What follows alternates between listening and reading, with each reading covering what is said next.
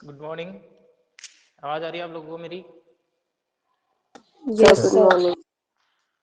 Morning. देखो तो अपने सारे बेसिक कंसेप्ट तो देख लिए 8th चैप्टर के। कॉम्प्लीमेंट्री एंगल देख लिया, आइडेंटिटीज देख ली और रेशियोज देख लिए हैं। और अपन कुछ क्वेश्चन करते हैं इसके। आप लोगों को 8.1 में कोई डाउट है?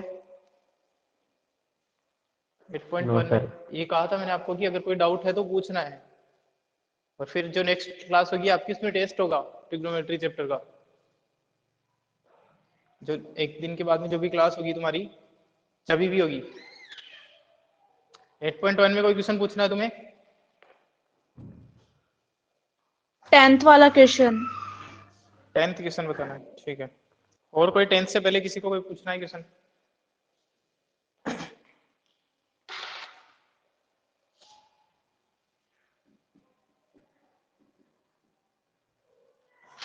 एट पॉइंट वन का क्वेश्चन नंबर 10th देखो।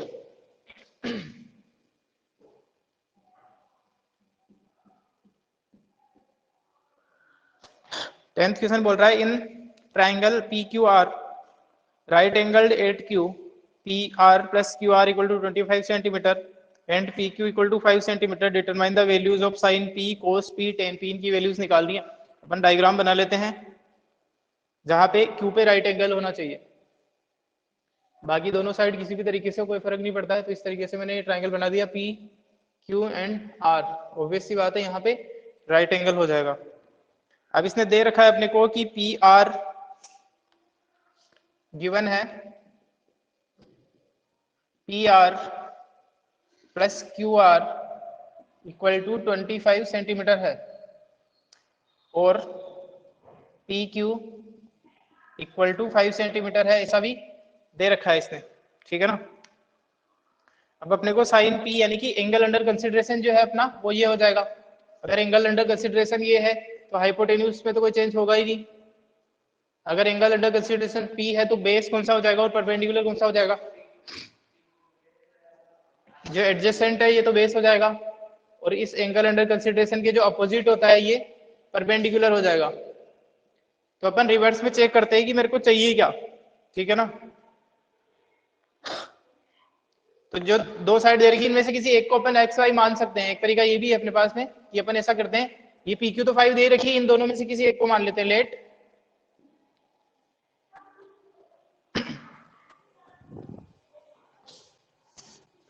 P R equal to x centimetre. अगर पी आर एक्स सेंटीमीटर है तो इस वाली इक्वेशन में मैं एक्स रखूंगा तो क्यू आर कितना आ जाएगा? 25 माइनस एक्स सेंटीमीटर। अगर यूनिट दे रखी है तो यूनिट जरूर लगाएंगे क्वेश्चन में। ठीक है ना।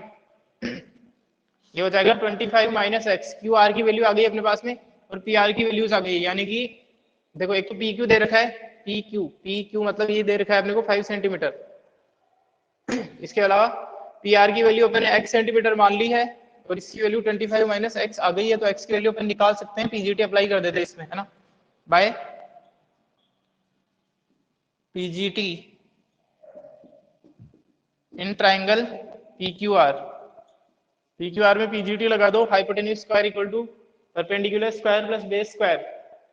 तो ये हो जाएगा hypotenuse that is P R square perpendicular और base P Q square plus P R Q R square. याद रखें परपेंडिकुलर और बेस का फर्क पीजीटी में नहीं पड़ता है ना, कि कौन सा परपेंडिकुलर कौन सा बेस है।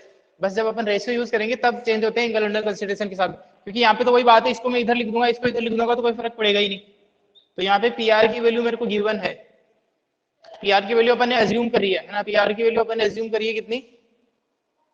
X centimetre. पी क्यू की वैल्यू इसने दे रखी है 5, और ये जो वैल्यू है क्यू आर ये अपने निकल के आई है, ये रही 25 माइनस एक्स। इसका है होल स्क्वायर। ओपन कर दो इसको a minus b whole square से, तो ये हो जाएगा एक्स स्क्वायर, ये हो जाएगा 25, ये हो जाएगा 25 का स्क्वायर। 25 था 5 था 25 था 25 का स्क्वायर मतलब 625 plus x square minus 50x। ऐसी वैल्यू आएगी क्या? ठीक है।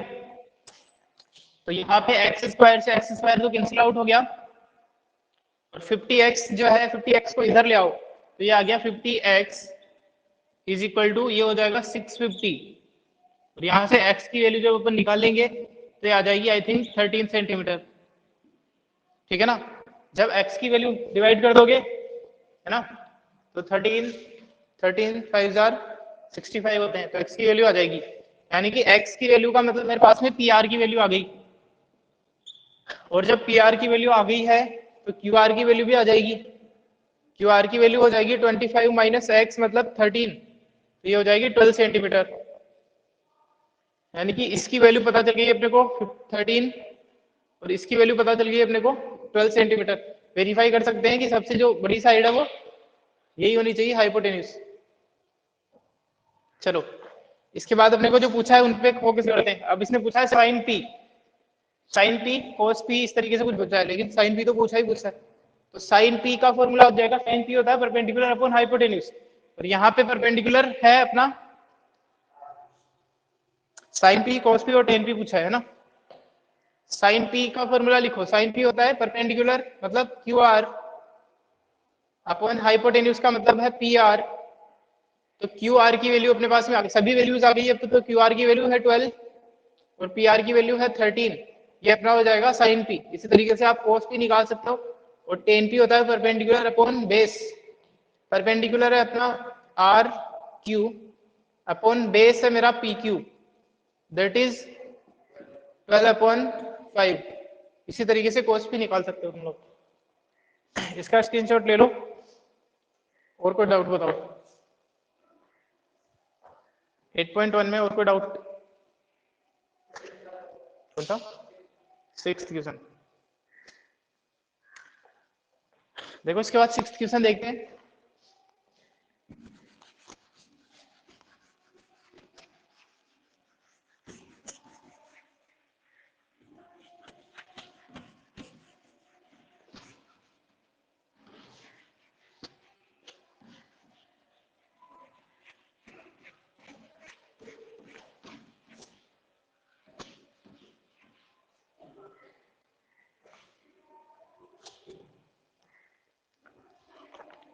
सिक्स्थ क्वेश्चन है, angle A and angle B are acute angles such that cos A equal to cos B, then show that angle A angle B equal है।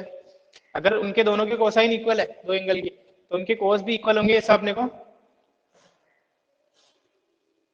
Prove करना है। ठीक है ना, एक ट्राइंगल मान लेते हैं जिसमें ए और बी एक्यूट एंगल होने चाहिए, इसमें दे रखा है। क्वेश्चन नंबर 6, एक ट्राइंगल इस तरीके से बनाए अपन एबीसी कि जिसमें ए और बी दोनों एक्यूट एंगल हो, तो ए और बी दोनों यहाँ आने चाहिए, यानी कि सी यहाँ आ सकता है। ठीक है ना, बिना डायग्राम के भी हो सकता है, लेकिन इसका रेफरेंस ले लो, ज्यादा सही से क्लियर हो जाएगा ना। यहाँ पे गिवन है कि साइन ए इक्वल टू या cos A equal to cos B है, cos A equal to cos B given है। यहाँ पे फॉर्मूला यूज करेंगे अपन, कोस ए लगाएंगे जब एंगल ए है अपना। कोस ए का फॉर्मूला क्या होता है? Base upon hypotenuse, base upon hypotenuse होता है। और जब एंगल ए है, क्योंकि कोस ए के रेस्पेक्ट में निकालना है, तो बेस कौन सा हो जाएगा? एसी हो जाएगा। तो एसी अपॉन हाइपोटेन्यूज हमेशा ए बी है, ये दे रखा है अपने को, इसका मतलब ये हुआ एसी अपॉन ए बी दे रखा है। कोस बी मतलब क्या हो जाएगा? बीसी अपॉन ए बी हो जाएगा। यहाँ पे A B to A B cancel out हो जाएगा, और अपने पास में आ गया A C equal to B C. अगर किसी ट्रायंगल में दो साइड इक्वल है तो उनके अपोजिट एंगल भी इक्वल होते हैं, ये वाली थ्योरम अपन लगा देंगे।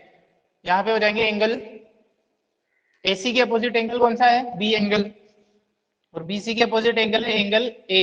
यहाँ पे लिख देंगे अपन angles opposite to equal sides of a triangle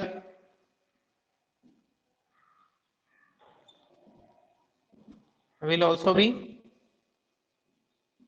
equal। इस तरीके से करना है अपने को। ठीक है ना, और कोई डाउट है 8.1 में?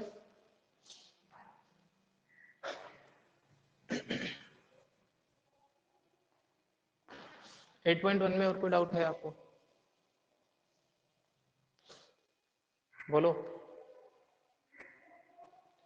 ठीक है, तो 8.1 कंप्लीटेड है। 8.2 में चलते हैं। एग्जाम्पल में बता दो अगर कोई एग्जाम्पल में डाउट हो तो।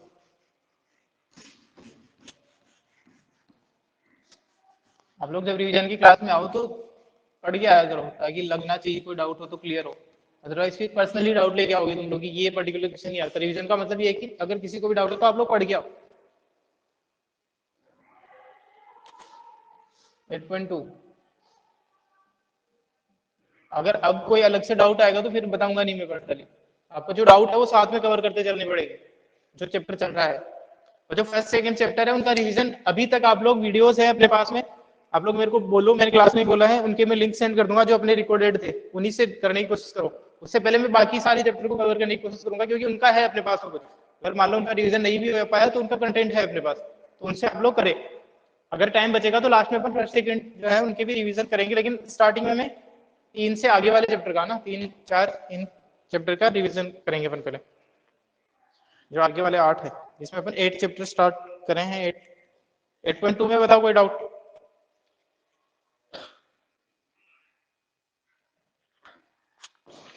एट पॉइंट टू में कोई डाउट है किसी को? सर 8.4 में मेरे को डाउट। ठीक है, 8.2 का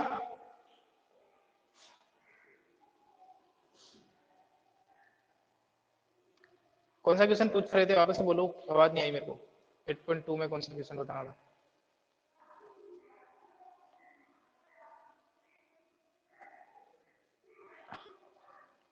अरे बोलो, क्वेश्चन नंबर फर्स्ट का थर्ड। क्वेश्चन नंबर फर्स्ट का थर्ड बताना है।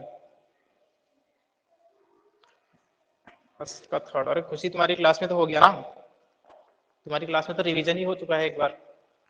सर अभी तो कैलकुलेशन में बताया। मिस्टेक हो रही है। ठीक है, देखो बताते हैं कैलकुलेशन। क्वेश्चन नंबर फर्स्ट का थर्ड पार्ट।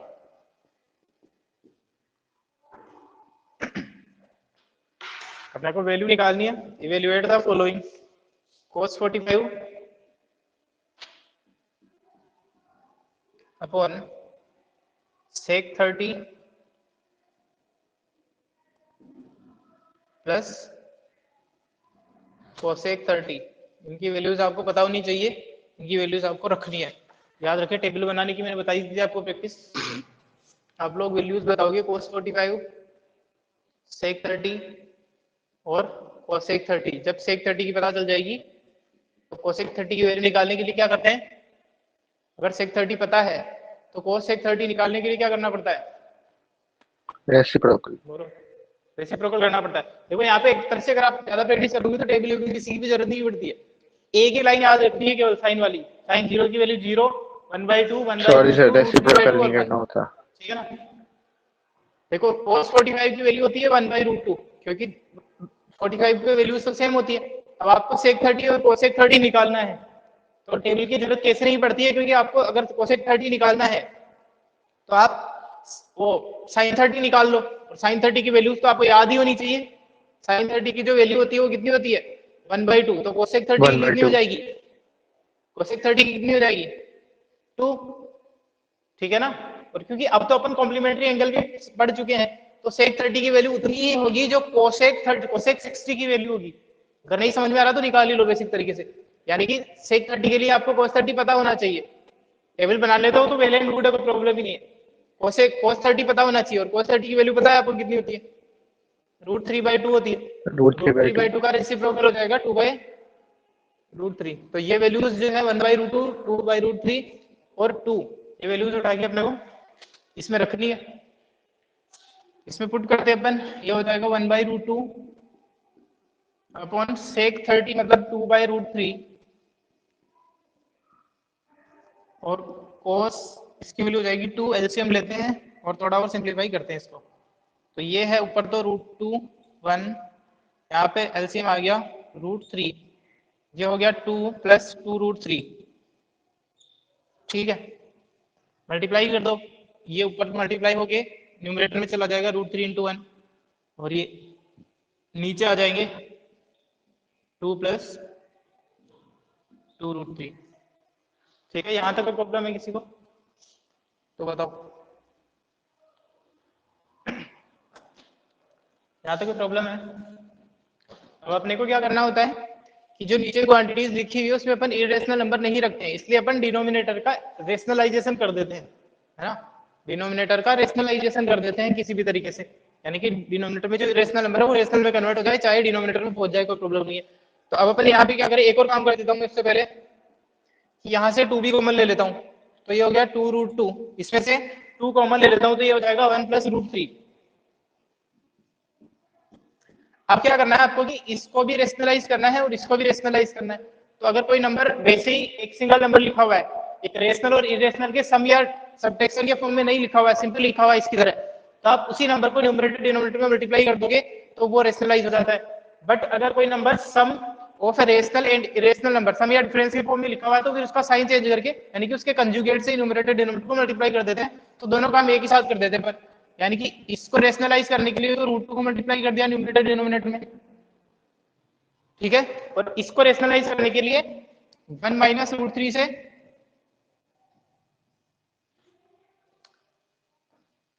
या फिर ऐसा करो, क्योंकि √3 - 1 बड़ा है, √3 जब अपन 3 - 1 करेंगे कोई फर्क नहीं पड़ता, बाद में हो जाएगा। चलो ऐसे ये कर रहा था मैं कि इसको √3 + 1 लिख के √3 - 1 से ऊपर नीचे मल्टीप्लाई करना चाह रहा था, ऐसे कर लो, माइनस को बाद में कैसे आउट करेंगे, मल्टीप्लाई करो तो ये √2 ये √6 हो जाएगा, ऊपर √6 बन गया, और ये है 1 - √3, ये 2 है, ये √2 और ये √2 मल्टीप्लाई होंगे कितना बन जाएगा,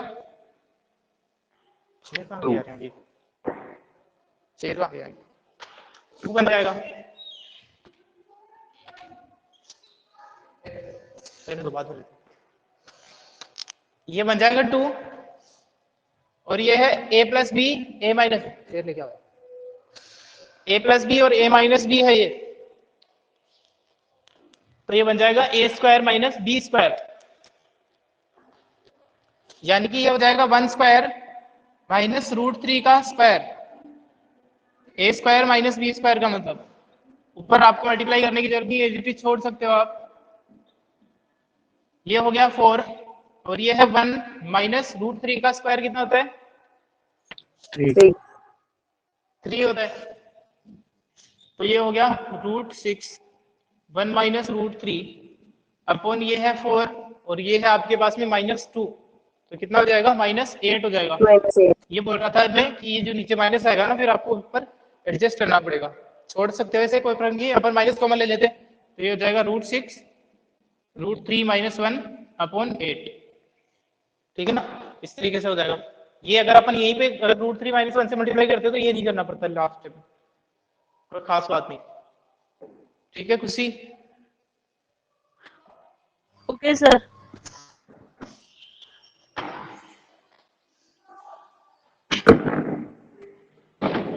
लो इसका स्क्रीनशॉट। और कोई डाउट है 6.8.2 में?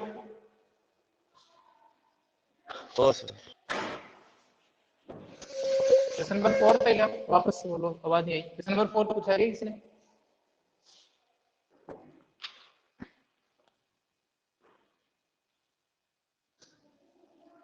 बोलो। फर्स्ट का फोर्थ बता दो। फर्स्ट का फोर्थ पार्ट भी बताना है क्या, देखते हैं, चलो फर्स्ट का फोर्थ पार्ट।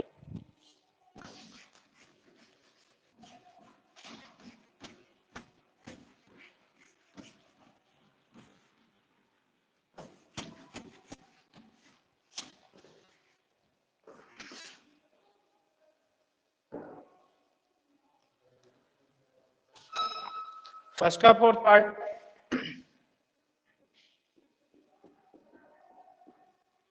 आपको वैल्यू निकालनी है sin 30 tan 45 माइनस cosec 60। देखो प्रैक्टिस ही इतनी कर जाओ ना कि टेबल बनाने की जरूरत ही नहीं पड़े, डायरेक्ट ही वैल्यूज याद आई तो जाती है। tan 45 की वैल्यू 1 होती है, sin 30 की वैल्यू 1/2 होती है, और cosec 60 मतलब sin 60 का उल्टा, sin 60 होता है √3/2, तो उसका उल्टा हो जाएगा 2/√3। sec 30 cos 60 और cot 45,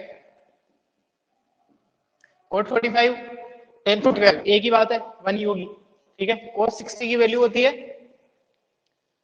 1/2 और sec 30 की वैल्यू होती है, जो cos 30 की वैल्यू होती है उसका उल्टा, यानी कि अगेन 2/√3। ठीक है ना। वैल्यूज रख देता हूं मैं डायरेक्ट। इसकी वैल्यू होगी 1/2, tan 45 की वैल्यू होती है 1 और cosec 60 की वैल्यू होती है 2/√3।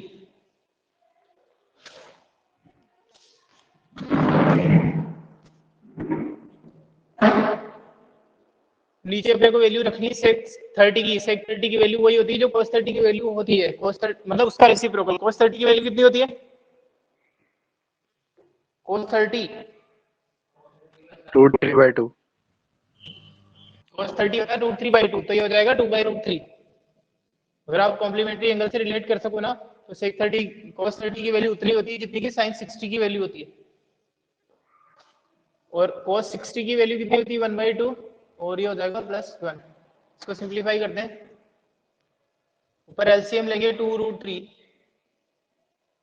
ये हो जाएगा आपका √3 प्लस 2√3 माइनस यहाँ पे आपको मल्टीप्लाई करना है 2 से, तो ये हो जाएगा 4। देख लेना एक बार कैलकुलेशन में, 2/√3 पर कैलकुलेशन देख लो, 2√3 था, 2√3 को एलसीएम लिया तो यहाँ पे √3 से मल्टीप्लाई किया, यहाँ पे 2√3 दोनों ही नहीं है तो दोनों से मल्टीप्लाई किया, लास्ट में केवल 2 से मल्टीप्लाई करना है। नीचे में बात करें तो इसके पास में 2 नहीं है तो 2 से मल्टीप्लाई करेंगे तो 4 हो जाएगा। इसके पास में √3 नहीं है तो √3 से मल्टीप्लाई कर दो, और इसके पास में दोनों नहीं है तो 2√3 से मल्टीप्लाई कर दो, इसको इससे कैंसिल कर दो। ऐसे समझ में आता ठीक है, अदरवाइज रूल लगा दो। इसके बाद में जो देखो ये √3 ये 2√3 कितना हो जाएगा? 3√3 हो जाएगा ना। कितने √3 हो गए? एक पेन में 2 पेन ऐड किए तो 3 पेन हो गए, वही वाली बात हो रही है। ठीक है ना। ये 1√3 है, ये 2√3 है, तो ये 3√3 हो जाएंगे।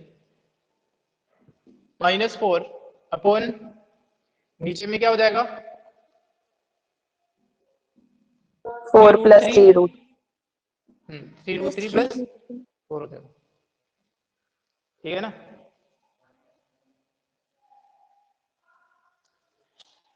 अब इसके बाद में वापस से जो डिनोमिनेटर है उसको रेशनलाइज करना पड़ेगा, तो जो कंजुगेट है उसका उससे मल्टीप्लाई कर दो, यानी कि 3√3 -4 से आपको न्यूमरेटर और डिनोमिनेटर दोनों को मल्टीप्लाई करना है। यानी यहाँ पे अगर मैं इसको इसी से मल्टीप्लाई करूंगा तो दोनों क्वांटिटी सेम ही है, 3√3 -4, इसका मतलब होल स्क्वायर हो गया इसका, और इसका होल स्क्वायर हो गया तो अपन डायरेक्ट फॉर्मूला लगा सकते हैं a - b होल स्क्वायर का। तो a - b होल स्क्वायर का फॉर्मूला होता है a स्क्वायर मतलब 3√3 का square plus b square that is 4 का स्क्वायर -2ab। ठीक है। अदरवाइज सिंपली मल्टीप्लाई करके देख लो, इसको इससे, फिर इसको इससे, फिर इसको इससे, फिर इसको इससे, लेकिन अपने को डायरेक्ट फॉर्मूला ही पता है इसका। और नीचे है a square -b square. a square मतलब 3√3 का स्क्वायर -4 का स्क्वायर। ठीक है ना। तो ये जो लिखा हुआ है इसमें हो जाएगा 3√3 का स्क्वायर कितना होगा?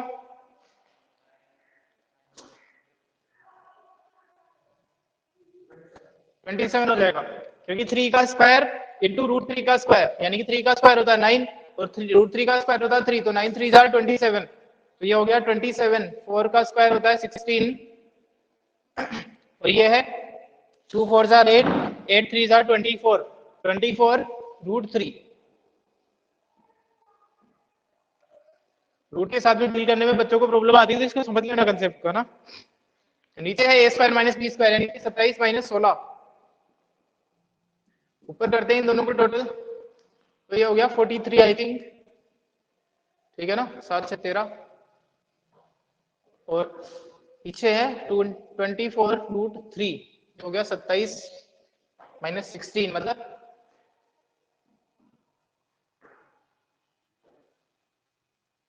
11 है ना। तो ये आंसर आ जाएगा इसका। स्क्रीन में दिख रही है। क्या हो गया? देखो एक बार। सर वीडियो नहीं दिख रही आप, ब्लैक स्क्रीन आ वीडियो रही नहीं है। आ रही है? नहीं सर। Yes sir. अरे सभी को है क्या प्रॉब्लम? सर ब्लैक स्क्रीन आ रही है मेरे में तो। किसी के सही आ रहा है, सभी की प्रॉब्लम आ रही है? मेरे आ रहा प्रॉब्लम है नहीं आ रही है मेरे को। सर, ब्लैक स्क्रीन आ रही है। ठीक है चलो एक बार मैं वापस से मिनिमाइज करके ट्राई करते हैं। चलो अभी क्लियर हो गया होगा सबको। Yes sir. Yes, sir. चलो इसका स्क्रीनशॉट लो। और कोई डाउट है 8.2 में?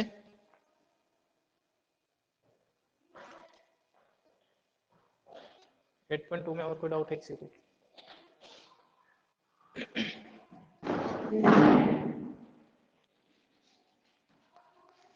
एग्जाम्पल की क्या करो तुम लोग?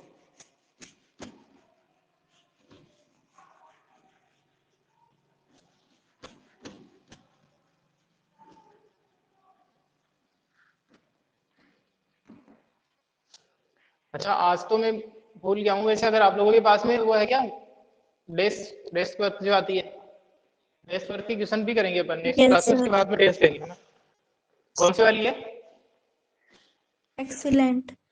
ठीक है, तो मेरे पास भी एक्सीलेंट ही है, तो अपन उसकी क्वेश्चन ट्राई करके आना आप लोग कुछ पेपर के, है ना? स्टार्टिंग के जो 1-2 है, जो पेपर है सीट पे उसकी बात कर रहा हूँ, एक्स्ट्रा जो पेपर है उनकी बात नहीं कर रहा हूँ, मॉडल पेपर की, अनसोल्ड की उसमें दे रखे हैं उनकी बात करें, उनकी क्वेश्चन करके आना आप लोग, उनकी कुछ क्वेश्चन करेंगे अपन अगली क्लास में, फिर टेस्ट लेंगे, है ना? ताकि उसमें जो बढ़िया बढ़िया क्वेश्चन है वो मैं करवाऊंगा आपको।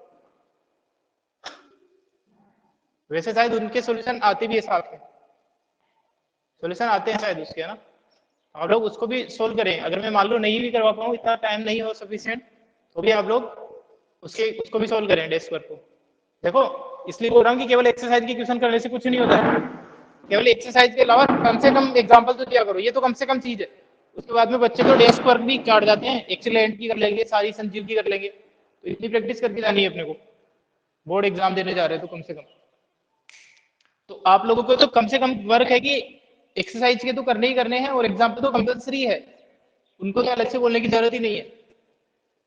और कंटेंट में प्रॉब्लम कोई नहीं, क्योंकि सोल्यूशन है, देखो एग्जाम्पल के भी आपके पास में सोल्यूशन है, नहीं समझ में आता तो पूछ लो टीचर से, और साथ ही साथ में जो डेस्क वर्क है उनके भी सोल्यूशन है, उनके कुछ अच्छे क्वेश्चन होंगे, अगर कुछ अच्छे क्वेश्चन मिले तो मैं करवाऊंगा आपको नेक्स्ट क्लास में, जो भी होगा आपको इन्फॉर्म कर दूंगा कि डायरेक्ट टेस्ट ही लेना है या फिर डिस्कस करना है, क्योंकि जब अपन टेस्ट का पेपर डिस्कस करेंगे तब भी अपन क्वेश्चन कर सकते हैं, जैसा भी लगेगा आपको बता दूंगा मैं आज शाम तक, कि पेपर होना है, टेस्ट होना है इसका 8 चैप्टर का। खैर आज शायद हो ही नहीं पाएगा पूरा चैप्टर का रिवीजन, तो देखते हैं अपन जो भी होगा। 8.2 में और कोई डाउट है किसी को? नहीं है कोई डाउट? 8.3 निकालो फिर।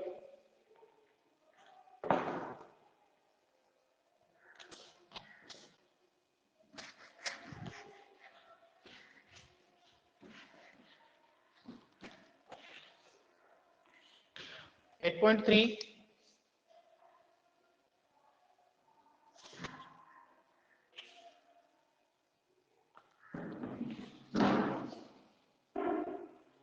8.3 में कोई डाउट है किसी को?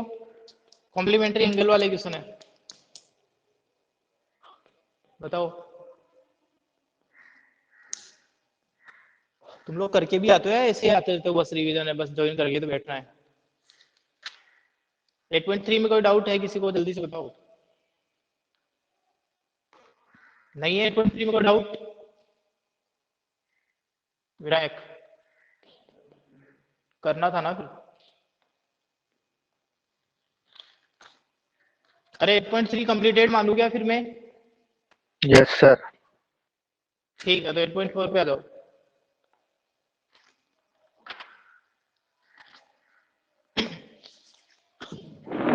अरे 8.4 कंप्लीटेड मान, बता दो। कौन सा? 8.3 का या 4 का?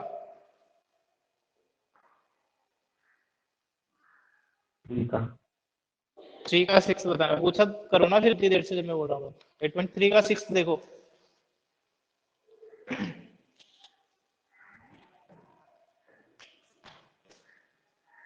एट पॉइंट थ्री का क्वेश्चन नंबर 6,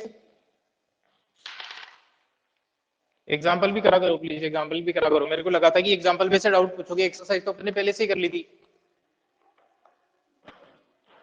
देखो if ABC are interior angles of a triangle ABC, then show that, ये अपने को शो करना है जो नीचे दे रखा है, अपन लिख लेते हैं कि given that ABC are the interior angle of a triangle, therefore direct लिखा है आपको ना, given ABC are interior angles of a triangle, therefore angle A, या फिर डायरेक्ट लिख दो A B C, A plus B plus C equal to कितना हो जाएगा, 180। कितना 180 हो जाएगा। A plus B plus C equal to 180 हो गया इक्वेशन नंबर 1 से। एलएचएस लेके चलते हैं जो अपने को प्रूव करना है उसका। एलएचएस में दे रखा है साइन बी प्लस सी अपॉन 2, यही दे रखा है साइन बी प्लस सी अपॉन 2। इससे अपने को cos a by 2 लेके आना है, इसको सोल्व करते हैं। तो इसका मतलब ये है कि मेरे को इतना आइडिया लग रहा है कि इधर एलएचएस में b प्लस सी है और उधर केवल a ही है आरएचएस में, तो इसको मतलब b प्लस सी को मेरे को हटाना पड़ेगा, उसकी जगह केवल a ही होना चाहिए मेरे पास। तो इतना काम करते हैं फिलहाल, इतना काम इसे किया मैंने कि जो b प्लस सी है उसकी जगह मैं इक्वेशन 1 से क्या लिख सकता हूँ, b प्लस सी की जगह, इक्वेशन 1 से b प्लस सी की जगह मैं क्या वैल्यू लिख सकता हूँ, 180 माइनस a अपॉन 2 तो लिखा हुआ है वाले इक्वेशन में, इनको सेपरेट कर दो, यानी कि ये हो जाएगा 180 बाई 2 माइनस a बाई 2, ये बन गया 90 माइनस a बाई 2, ठीक है। और साइन 90 मैंने बताया था, साइन 90 माइनस थीटा, और ये पक्की बात है कि a बाई 2 एक्यूट एंगल होना चाहिए। ये जो अपन आइडेंटिटीज यूज करते हैं ना, sine 90 minus theta equal to cos theta, इसके लिए कंडीशन क्या है कि जो थीटा है वो एक्यूट एंगल होना चाहिए। यहाँ पे थीटा एक्यूट एंगल है क्या, होना ही पड़ेगा, ठीक है ना भाई। मैक्स टू मैक्स कितना हो सकता है, बस अपन मैक्स टू मैक्स की बात करें तो कितना हो जाएगा, 180 तो होगा नहीं, एंगल ए बी सी की कोई भी एंगल जो है 180 तो होगा नहीं, कम से कम 179 तो होगा। अगर मान लो ट्राइंगल कैसा भी बनेगा तो भी, इस तरीके से का भी बना जो दिख भी नहीं रहा है ऐसा ट्राइंगल, तो भी 179 कितना आउटपुट हो सकता है। लेकिन इसका भी जब मैं हाफ करूंगा तो वो 90 से छोटा ही जाएगा ऑटोमेटिकली, ए बाई 2 की बात हो रही है ना, तो इसलिए इसने अलग से नहीं दिया है। अदरवाइज कई सारे क्वेश्चन में आपको देखने को मिलेगा कि ऐसी जब यूज कर रहा है कंडीशन तो देगा कि एबीसी जो है वो एक्यूट एंगल है, एबीसी नहीं ए बाई 2, क्योंकि अपने को मतलब यहाँ पे ए बाई 2 से, तो इस आइडेंटिटीज का यूज करते हुए ये थीटा है, इस फॉर्मूले का यूज करूंगा तो ये हो जाएगा cos 90 गायब हो गया, 90 का काम केवल इतना है फंक्शन को चेंज कर देगा, जो रेशियो साइन है वो cos से चेंज हो जाता है, ये हो जाएगा ए बाई 2, और यही अपने को प्रूव करना है।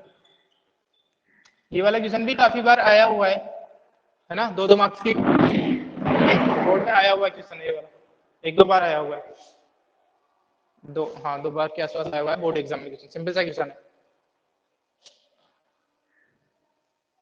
अब आप लोग ये मिस्टेक नहीं करेंगे कि आप कि इसको 90 को भी रख देते हैं, बच्चे इस तरीके की मिस्टेक काफी करते हो तुम लोग। जैसे ये लिखा हुआ है साइन 90 माइनस 35, वो किस तरीके की मिस्टेक करते हो तुम लोग। तुम्हें पता है कि साइन 90 माइनस 35 जो कोस थीटा होता है, तो तुम यहाँ पे कोस भी कर दोगे और इसका डिफरेंस भी लिख दोगे, इसका डिफरेंस इन द सेंस कितना है 55, ये भी लिख दोगे, जबकि ये तो गलत हो गया ना। फॉर्मूला क्या है साइन 90 माइनस थीटा, यानी कि अगर इसको तुम थीटा मान रहे हो, इसको थीटा मान रहे हो, तो ये थीटा ही आता है यहाँ पे, यानी कि ये 35 ही आएगा यहाँ पे। तो ये वाली मिस्टेक नहीं करनी है अपने को। तुम क्या करोगे, फंक्शन को भी चेंज कर दोगे कॉस में और इसका डिफरेंस भी लिख दोगे, तो ये तो गलत है, फिर ये इसकी इक्वल नहीं है, ठीक है ना।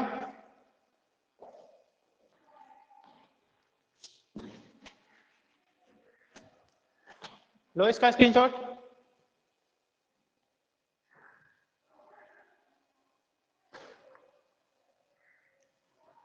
हो गया। और कोई क्वेश्चन है, चलो 8.4 पे आ जाओ। Sir example 15। Example number 15, yes sir. 15 है क्या इसमें, अच्छा बाद में है, ठीक है।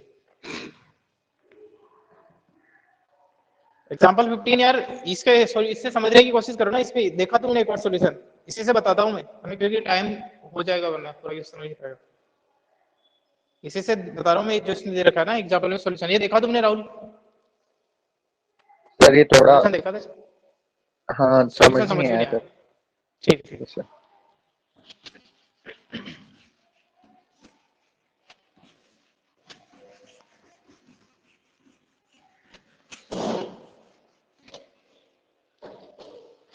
देखो एग्जाम्पल 15 बुक में ध्यान रखेंगे आप लोग ना, सब लोगों के पास में बुक है, मेरे पास लिख देता हूँ इसको।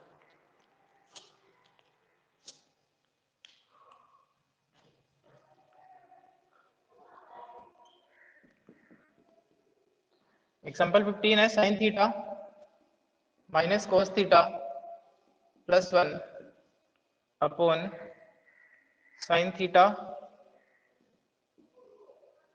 Plus cos theta minus 1।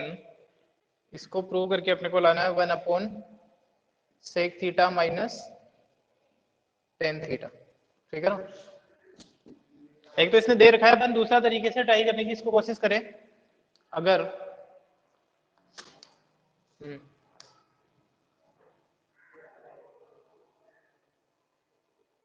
देखो, अच्छा डिनोमिनेटर में लाना है ना ये वाली क्वांटिटीज तो।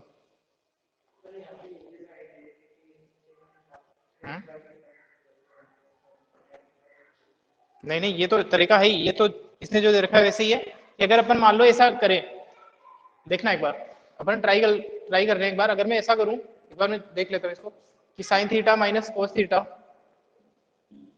ये जो है प्लस 1, इसका साइन चेंज करके अगर न्यूमरेटर डिनोमिनेटर में मल्टीप्लाई करूं, यानी कि यहाँ पे माइनस 1 करके, तो उससे ये होगा नीचे बनेगा whole square.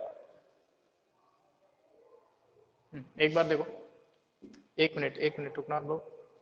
Sign theta plus cos theta plus 1, नीचे लिखा हुआ है sine theta plus cos theta minus 1, sign theta plus cos theta plus 1। इससे अगर मल्टीप्लाई करें ना तो ये हो जाएगा sine square theta minus cos square theta, ये हो जाएगा sine theta minus cos theta.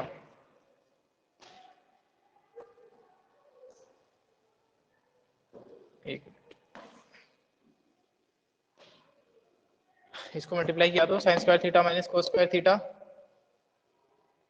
और इसको मल्टीप्लाई कर रहा हूं उधर, तो ये sine theta minus cos theta, sine theta plus cos theta plus 1, और नीचे में हो जाएगा a square minus b square, मतलब sine square theta 1 plus 2 sine theta cos theta minus 1, यानी कि ये तो कैंसिल हो जाएगा।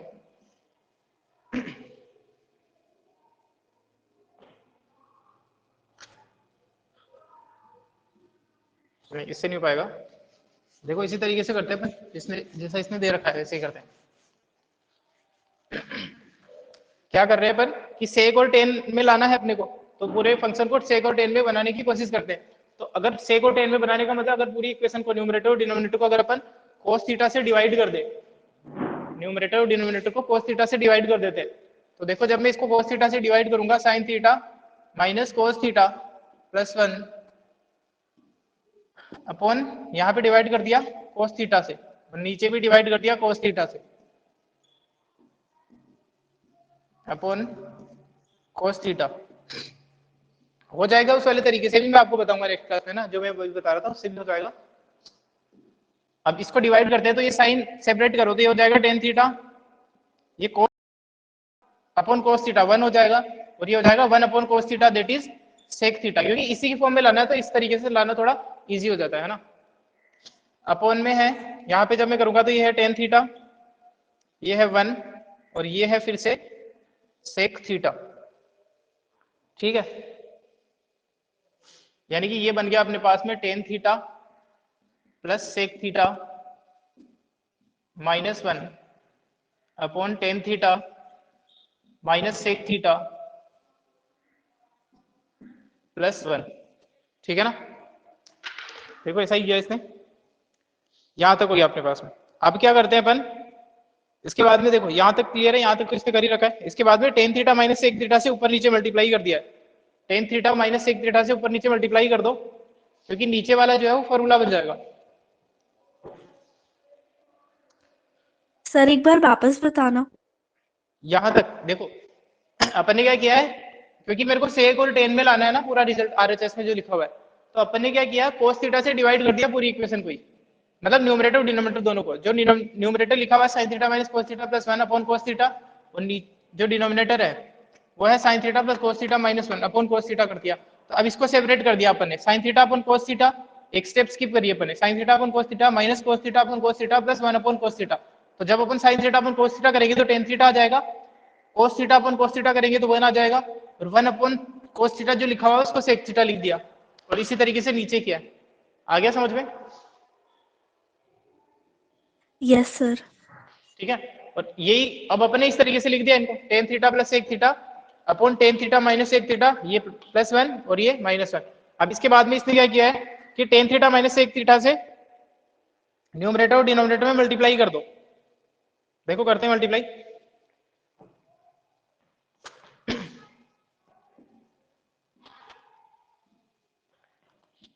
Ten theta minus sec theta से tan theta minus sec theta से दोनों जगह मल्टीप्लाई कर दो। तो जब दोनों जगह मल्टीप्लाई करेंगे अपन तो क्या होगा ये देखो, देखना थोड़ा एक स्टेप स्किप करूंगा मैं यहाँ पे, इसको और इसको मल्टीप्लाई करूंगा तो a plus b a minus b है ना, तो ये इसको और इसको मल्टीप्लाई कर रहा हूँ, पहले 1 छोड़ रहा हूँ मैं ना, तो इसको जब मैं मल्टीप्लाई करूंगा तो ये a plus b a minus b बन जाएगा। तो ये हो जाएगा a square minus b square, इसको इससे किया है। अब इस 1 को इससे करो, तो जब माइनस 1 को इससे मल्टीप्लाई करोगे तुम तो ये हो जाएगा minus tan theta plus sec theta, क्योंकि जब माइनस से मल्टीप्लाई करते हैं तो साइन चेंज हो जाते हैं। ठीक है, अपॉन में लिखा हुआ है ये, इसको मल्टीप्लाई करो तो ये है tan theta minus sec theta का होल स्क्वायर प्लस 1। ठीक है ना, सॉरी टेन थीटा माइनस ये तो ये हो गया tan theta minus sec theta का होल स्क्वायर और plus tan theta minus sec theta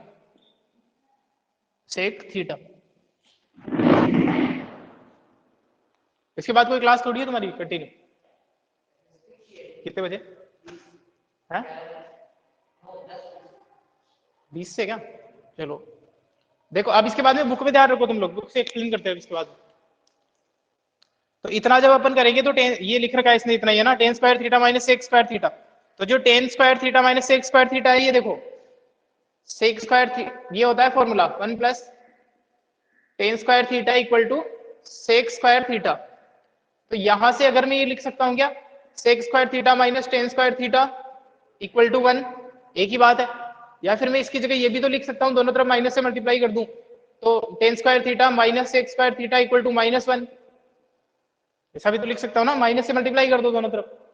तो ये इसने लिखा है, ये जो tan square theta minus sec square theta आया ना अपना, इसकी जगह इसने लिख दिया माइनस 1 और आगे सेम चलने दिया है minus 1 minus tan theta plus sec theta, आगे कोई चेंज नहीं किया इसने। ठीक है, चलो यार करने दो मेरे को।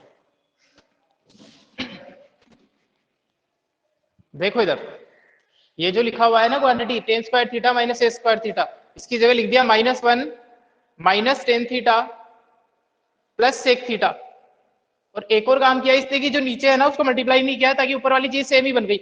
ये जो अपन ने मल्टीप्लाई कर दिया था ना इसको रहने दो एजीटीजी जो पहले था, मतलब यही लिख दो वापस से, यही लिख दो वापस से, यानी कि tan theta minus sec theta plus 1 और tan theta minus sec theta. यहां तक कोई डाउट है किसी को? कहां से? देखो ये वाली चीज तो अपन ने करी थी, इसके बाद में अपन ने क्या लिखा, tan theta minus sec theta से ऊपर नीचे मल्टीप्लाई कराए, ठीक कराए, तो नीचे तो कोई चेंज नहीं किया, वापस ऐसा का ऐसे लिखा है मैंने, पहले मल्टीप्लाई कर दिया था नहीं, लेकिन क्योंकि सेम चीज बन गई, ये ऊपर न्यूमरेटर और डिनोमिनेटर सेम बन गया कुछ पार्ट को छोड़ के। ठीक है ना, इसको मैंने वापस एजीटी लिख दिया है। अब क्या करना है अपने को, इसको लिख दिया वापस यहाँ पे tan theta minus sec theta plus 1 into tan theta minus sec theta. अब देखो ये जो दोनों क्वांटिटी है ना, ये वाली और ये वाली दोनों सेम है, बस माइनस का अंतर है, तो ऊपर माइनस 1 को कॉमन ले लो।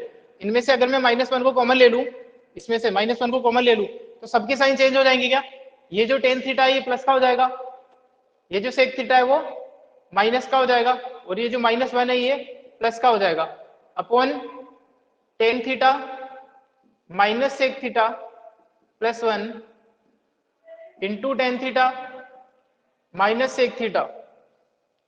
अब ये वाली क्वांटिटी तो इससे कैंसिल हो गई, यानी कि आंसर आ गया अपने पास में minus 1 upon tan theta minus sec theta. और लाना क्या है, ये लाना है, तो इस माइनस को नीचे लेके चेंज कर दो साइन, ये हो जाएगा 1 upon sec theta minus tan theta. ठीक है ना। इस वाली क्वेश्चन का एक और तरीका बताऊंगा तुम्हें, अगर इसका यूज नहीं करना है तो ना, वैसे इसमें भी कोई प्रॉब्लम नहीं। चलो अभी के लिए क्लास एंड करता हूं मैं, और 8.4 और डेस्क करके कुछ क्वेश्चन करेंगे नेक्स्ट क्लास में। जी सर। ठीक है।